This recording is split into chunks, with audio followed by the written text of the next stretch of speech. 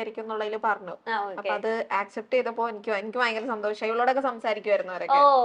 Okay. അവര് first വന്നപ്പോ അവരുടെ എക്സ്പ്രഷൻ എന്ത് അഡ്വൈസ് അല്ലെങ്കിൽ എന്താ അവർക്ക് കോളേജിൽ പോകുമ്പോ ആ ടൈമിൽ വേറെ കുട്ടിയുടെ ഫോൺ വാങ്ങി ഞാൻ ഒരു 10 മിനിറ്റ് രാവിലെ ഇവളവിടെ നിന്ന് ഇറങ്ങുന്ന കോളേജിൽ ഇറങ്ങുന്ന ഒരു സമയം കറക്റ്റ് ആണെങ്കിൽ ഇവള് എടുക്കും. ഓക്കെ. അപ്പൊ അങ്ങനെ ഒന്ന് ട്രൈ ചെയ്ത് അങ്ങനെ വിളിക്കലുണ്ട്. അപ്പൊ എപ്പോഴും അവരുടെ ഫോൺ കൊണ്ടുവരുമ്പോഴാണ് നൂറനെ വിളിക്കുന്നത്.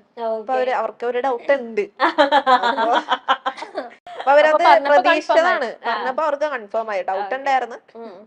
ഇപ്പോഴും ആ ഫ്രണ്ട്സ് ആയിട്ട് കണക്ഷൻ ഉണ്ടോ? കണക്ഷൻ ഉണ്ട്, എപ്പോഴും അല്ല, പക്ഷെ എന്നാലും നമ്മൾ കണക്റ്റഡ് ആണ്. കണക്റ്റഡ് ആണ്. എനിക്ക് പറയാന് അങ്ങനെ ആരും ഉണ്ടായിട്ടില്ല കേട്ടോ. ആരും ഉണ്ടായിട്ടില്ല. ആരോടും പറഞ്ഞിട്ടില്ല. ലൈക് പാരന്റ്സ് അറിഞ്ഞതാണ്, അല്ലാണ്ട് ഞാൻ പോയി പറഞ്ഞതല്ല. ആരോടും തോന്നിട്ടില്ല, അങ്ങനെ പറഞ്ഞിട്ടില്ല. ഓക്കെ.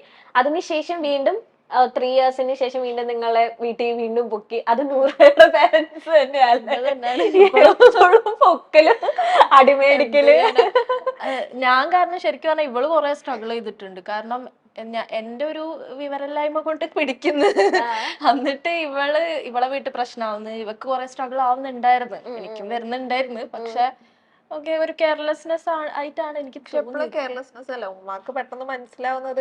ലൈക്ക് ഒരു വട്ടം ഡൗട്ട് ആയ പിടിച്ച പിന്നെ ആ ഒരു ഇതുണ്ടാവുമല്ലോ. ചാറ്റ് ചെയ്യുമ്പോൾ എന്റെ വീട്ടിലെ സംശയം ഉമ്മി തുടങ്ങി. ഇങ്ങനെ ഫോൺ പിടിക്കുകയാണെങ്കിൽ നൂറക്ക് മെസ്സേജ് അയക്കാനാണ്. അപ്പൊ ഞാൻ ഒരു ചേച്ചി ചാറ്റ് ചെയ്യാൻ പഠിച്ചു. അങ്ങനെ ഒരു ഉമ്മമാരെ പിടിച്ചു. ഓക്കെ. ഇപ്പം ഏറ്റവും കൂടുതൽ ഒരു പക്ഷേ ഇപ്പൊ ഞാൻ ന്യൂസും ഇതെല്ലാം വായിച്ചപ്പോഴത്തേനും നിങ്ങളെ കുറിച്ച് ഞാൻ റിസർച്ച് ചെയ്തപ്പോ എനിക്ക് മനസ്സിലാക്കിയത് നൂറയുടെ പേരൻസ് ഭയങ്കരമായിട്ട് ആദിലയുടെ പേരൻസിനോട് പുഷ് ചെയ്യുന്നുണ്ടായിരുന്നു, ഇങ്ങനെ മാറണം. ഇപ്പൊ അങ്ങനെ ഉണ്ടായിരുന്നില്ലെങ്കിൽ ആദിലയുടെ പേരൻസ് അക്സെപ്റ്റ് ചെയ്യുമായിരുന്നോ? നൂറയുടെ ഫാമിലിയും കൂടെ സപ്പോർട്ട് ആയിരുന്നെങ്കിൽ ആദിലയുടെ പേരൻസ് സപ്പോർട്ട് ചെയ്യുമായിരുന്നോ? എനിക്ക് തോന്നിയിട്ടില്ല. ഓക്കെ. ഇവയുടെ കാര്യം ലൈക്ക് അവിടെ റിലീജിയന്റെ ഒരു പ്രശ്നമുണ്ട്. ഇപ്പൊ നമ്മള് റിലീജിയനും എല്ലാതും മാറ്റി വെച്ചിട്ട് ഒരു മനുഷ്യനായിട്ട് തിങ്ക് ചെയ്യുകയാണെങ്കിൽ മേ ബി ആക്സെപ്റ്റ് ചെയ്തേനെ.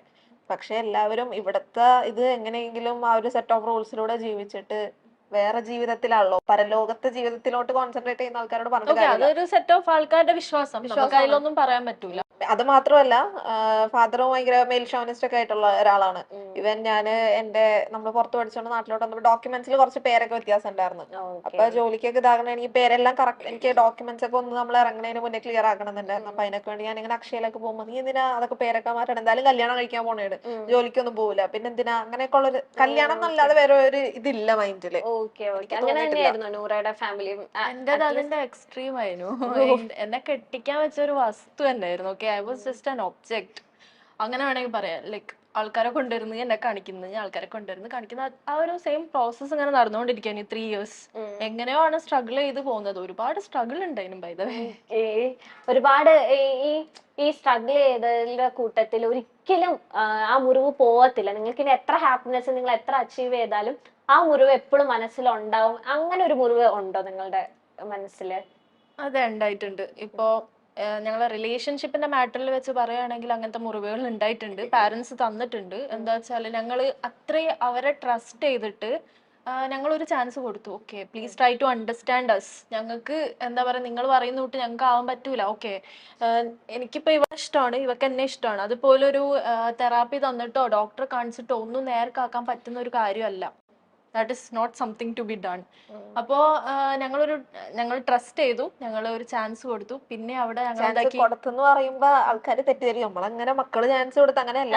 പാരന്റ്സിനെ ഞങ്ങൾക്ക് വേണം, ഞങ്ങൾക്ക് വേണം എന്നുള്ളൊരു ഇത് ഉണ്ടെന്ന് പറഞ്ഞു. അതായത് അവരാ വെറുപ്പിച്ച് അങ്ങനെയല്ല. കാര്യങ്ങളൊന്നും ഞങ്ങൾ ഓപ്റ്റ് ചെയ്ത ഒരു ഇതേ അല്ലായിരുന്നു. ഓക്കെ, ഞങ്ങൾ അതൊന്നും ഇല്ലാണ്ട് ഫുള്ളി ഓപ്റ്റ് ചെയ്ത ഓക്കെ, ഞങ്ങള് മുന്നോട്ട് പോവാം, ഇഫ് യു അണ്ടർസ്റ്റാൻഡ് അസ്.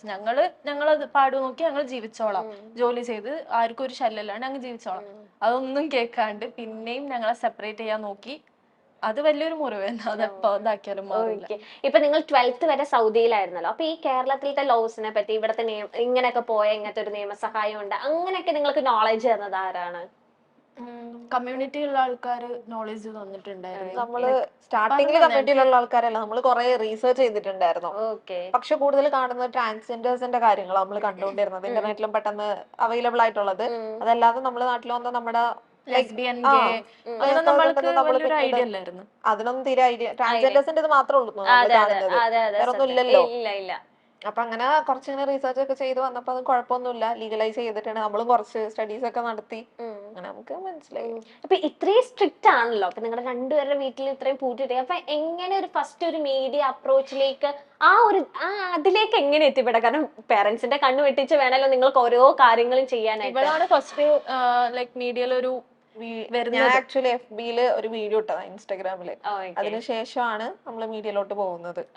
അപ്പൊ അവിടെ വന്നു ലൈക്ക് ഞാൻ ഈ ക്യാമറയുടെ മുന്നിൽ ഫോട്ടോ എടുക്കാൻ വരെ എനിക്ക് ഭയങ്കര ബുദ്ധിമുട്ടുള്ള ഒരാളായിരുന്നു പണ്ട് ട്ടോ.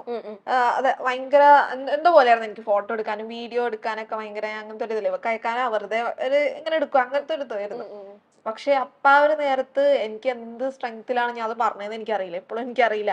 ലൈക്ക് ഇത്രത്തോളം അതിന്റെ ഇടയ്ക്ക് ഞാൻ അബ്യൂസ്ഡ് ആയിട്ടുണ്ട് ആ ഒരു ടൈമില്. പിന്നെ ഫാദറിന്റെ അബ്യൂസ് ഉണ്ടായിട്ടുണ്ട്. പിന്നെ വേറെ റിലേറ്റീവ്സ് ഉണ്ട്, എളാപ്പാന്ന് പറയുന്ന ആൾക്കാരുണ്ട്. അവരൊക്കെ മോശമായിട്ട് വാ നമുക്ക് ഹോട്ടലിൽ പോവാ, നിങ്ങക്ക് ഞാൻ വേണമെങ്കിൽ നിങ്ങളുടെ ഭർത്താവായിട്ട് നിക്കാന്നുള്ള രീതിക്കൊക്കെ സംസാരിച്ചിട്ടുണ്ട്. ഇവരെ വിചാരം ഒരു കൂടെ കിടന്ന എന്തോ മാറും എന്നുള്ളൊരു സംഗതി. ഇതൊക്കെ നമ്മൾ കേട്ടും ഇത്ര അനുഭവിച്ച് വന്ന് നിൽക്കുമ്പോ എന്ത് സ്ട്രെങ്ത്തിലാണ് ഞാൻ പറഞ്ഞത് എനിക്ക് ഇപ്പോഴും അറിയില്ല. പക്ഷെ ആ ഒരു സംഭവങ്ങളൊക്കെ ആയിരിക്കും എന്നെ അങ്ങനെ ഷേപ്പ് ചെയ്ത് എനിക്കത് പറയാനുള്ള ഒരു സ്ട്രെങ്ത് തന്നതും അങ്ങനെയാണെന്നാണ് എനിക്ക് തോന്നുന്നത്. അതെ അതെ, ആ ന്യൂസിലൊക്കെ ഭയങ്കര മെച്ചൂർഡ് ആയിട്ട് ഓരോ കാര്യങ്ങളും അതിലാണ് ഏറ്റവും കൂടുതൽ. കാരണം നൂറേനെ ഇല്ലായിരുന്നല്ലോ, അപ്പൊ ഭയങ്കര മെച്ചൂർഡ് ആയിട്ടാണ് സംസാരിച്ചത്. അപ്പൊ ഞാൻ ആ ന്യൂസ് വായിച്ചപ്പം ഒരുപാട് പേരെ കമന്റ്സ്, ഇപ്പം ഒരുപാട് ഞങ്ങൾ ഇങ്ങനെ ഇന്റർവ്യൂസ് ചെയ്യുമ്പോഴത്തേനും ഇപ്പൊ നമ്മൾ ഓരോ കാര്യങ്ങളും അടിയിൽ കമന്റ്സ് വരുമല്ലോ, നിങ്ങൾക്ക് ഇരുന്ന് ചിരിക്കാം, സ്വന്തം കുടുംബത്തിൽ വന്നാലാണ് ആ വേദന അറിയുള്ളൂ എന്നാണ് എല്ലാ ഇന്റർവ്യൂസിന്റെ അടിയിലും ഞാൻ കണ്ടത്. ഇപ്പൊ ഏതൊരു അവതാരിക പറഞ്ഞാലും നിങ്ങൾക്ക് ഇവരെ ഇത് ചെയ്യാം, സ്വന്തം കുടുംബത്തിൽ വന്നിട്ടുണ്ടെങ്കിൽ എന്ത് ചെയ്യും. അപ്പൊ അങ്ങനത്തെ ഒരുപാട് കമന്റ്സ് നിങ്ങളും കണ്ടിട്ടുണ്ടാവൂലേ ഇപ്പൊ ഓരോ ഇന്റർവ്യൂസിന്റെ തന്നെ. അപ്പൊ അങ്ങനെ കമന്റ്സ് ഇടുന്നവരോട് എന്താ പറയാനുള്ളത്? ഇതില് വരുന്നത് ഇത് പറയുന്നുണ്ടല്ലോ, ഞങ്ങൾക്ക് വന്നത് ഞങ്ങൾക്കേ അറിയുള്ളൂ, അവർക്ക് എങ്ങനെ ഇരുന്ന് പറയാം. ഇപ്പൊ ഞാനും ഇവള് ഗോത്രൂ ചെയ്ത് രണ്ടും എന്റെ ഡിഫറെന്റ് സാധനമാണ്. ഒരുമിച്ചുള്ളപ്പോഴും അത് ഗോത്രൂ ചെയ്ത് സിമിലാരിറ്റീസ് ഉണ്ട്, പക്ഷെ നമ്മൾ എഫക്ട് ചെയ്യുന്നത് ഡിഫറെന്റ്ലി ആയിരിക്കും. അപ്പൊ അത് ഇങ്ങനെ ആൾക്കാർക്ക് കമന്റ് ചെയ്യാം. That's it. ഇപ്പോഴും ഞങ്ങളെ സം പാർട്സ് ആർ മിസ്സിംഗ്, അങ്ങനെയാണ് പറയുന്നത്. വി ആർ നോട്ട് കംപ്ലീറ്റ് കാരണം ട്രോമ എഫക്റ്റഡ് ആണ്. ലോട്ട് ഓഫ് തിങ്സ് ഞങ്ങൾക്ക് സ്ട്രഗിൾ ആയി വന്നിട്ടുണ്ട്. ഇപ്പോഴും അത് ഞങ്ങളെ എഫക്ട് ചെയ്യാറുണ്ട്. ഓക്കെ, അതും ഞങ്ങളതൊന്നും ഓവർ എക്സ്പ്രസ് ചെയ്യാറൊന്നുമില്ല. യൂട്യൂബിലാണെങ്കിലും എവിടെ ആണെങ്കിലും ഞങ്ങൾ ഓവർ അത് പറഞ്ഞ് കരച്ചില് വീഴ്ചില് അതൊന്നും ഞങ്ങൾക്ക് താല്പര്യമല്ല. ഓക്കെ, കഴിഞ്ഞത് കഴിഞ്ഞു, we just have to move on, അത്രേ ഉള്ളൂ. പിന്നെ ഈ പറയുന്നുണ്ടല്ലോ നിങ്ങളെ വീട്ടിലും ഇങ്ങനത്തെ ആൾക്കാരുണ്ടാവണം, അങ്ങനെ പറയുന്ന ആൾക്കാരുണ്ട്. Okay, let it be. Like ഈ പറയുന്ന ആൾക്കാരെ വീട്ടിലാണെങ്കിലും കമ്മ്യൂണിറ്റിയിലുള്ള ആൾക്കാരുണ്ടെങ്കിൽ ഇവരെന്താക്കും, കൊല്ലുവോ?